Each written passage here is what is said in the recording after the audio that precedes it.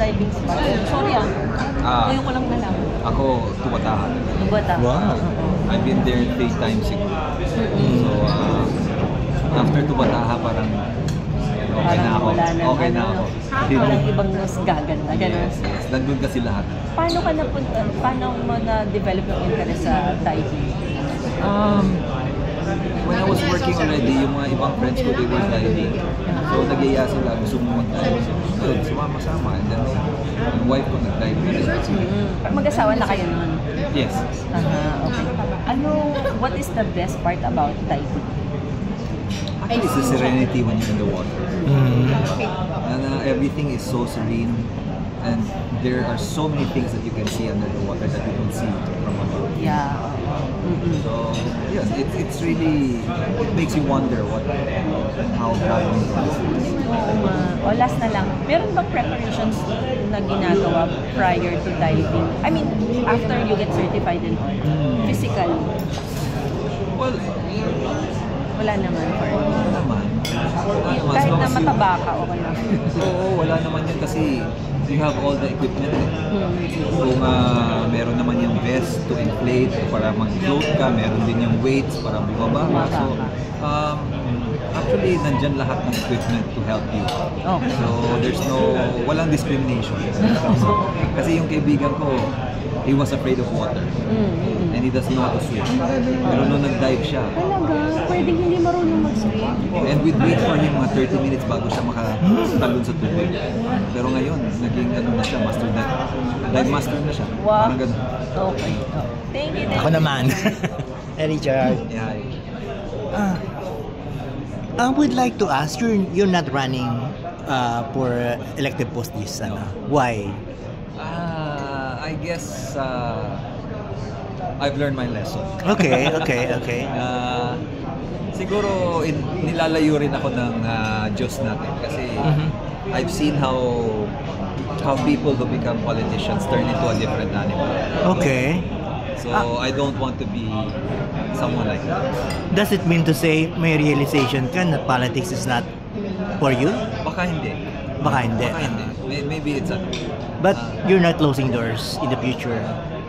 You know, if sa akin lang kasi if we can do something to help the government, to help the people, why not?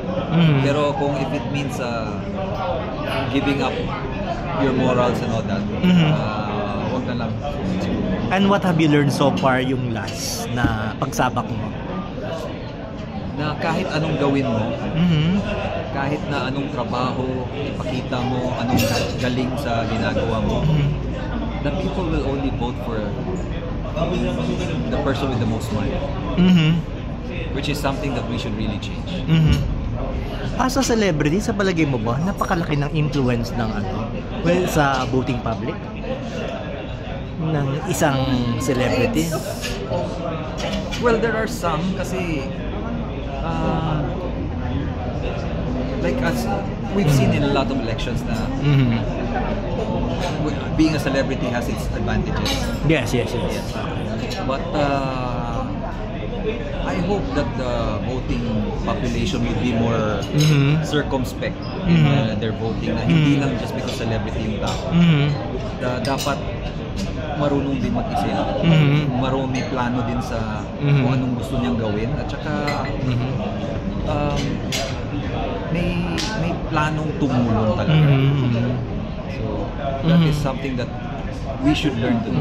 But in the past, have you endorsed any politician for that matter? The only person I endorsed siguro was Senator June Mike Saysay. Kasi di ba, like ito natin, siyempre, malaking racket din yung pag-endorse di ba? Pero yung endorsement ko was, I never asked anything. Especially if you believe in his cause and di ba? Oh, that's a good thing. So, the past few elections, wala rin. Parang, minsan, pinapapunta kami para mag-guest, pero hindi as an endorser. Yun lang, parang magbigay lang ng show, kakanta lang, that's it. But this time around, may nag-approach ba sa'yo to endorse a candidate? Wala. Siguro kilala na nila ako na medyo I am very picky also. Mahirap magkamali. Social responsibility. Tama. So, the movie, yung Fatherland, it's would we say parang, ang ano nito is nationalistic ang message? It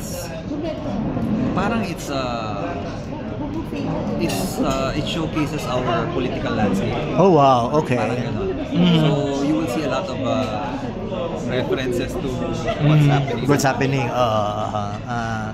And do you think it would be a mind opener for the viewers? Well, it will show them some things that hindi nila naisip siguro. Ganito pala yun. Hopefully, it will be able to teach them something. And as a law-abiding citizen, how do you pay your respect to your fatherland? Well, tayo naman, we always do what is required of us. Pay our taxes. We follow the law. And we don't do anything that goes against what is written in our constitution. I just hope that whatever we do, like the taxes we pay, mapunta sa tamang yung kailangan ng bansa. Hindi napupunta sa saan-saan. And sa political landscape natin ngayon, what do you hope to see at saka yung mga future generation at mga kids mo? I hope to see the awakening of the Filipinos.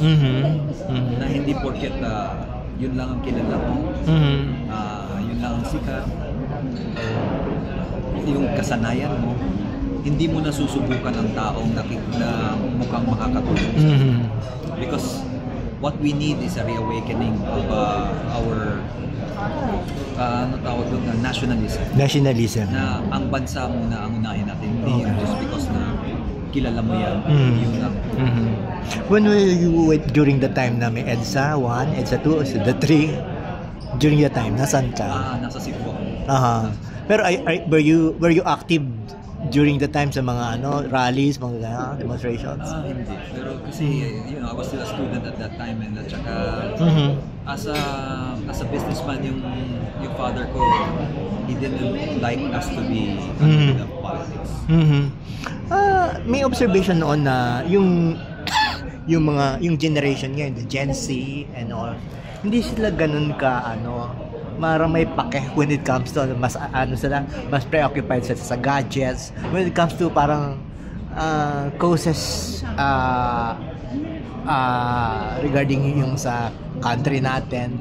Do you hold the same sentiments sa ngayon na hindi kumbaga doon ng panahon ng mga EDSA 1, EDSA 2 may talagang very active yung mga tao when it comes to vocalizing kung ano yung nararamdaman nila sa streets, ganyan, di ba? They go to the streets. Dito ngayon, sa generation, para daw mas sila sa especially Gen Zers, sa gadgets and all. Anong masasabi mo dito? I think iba talaga sila ngayon.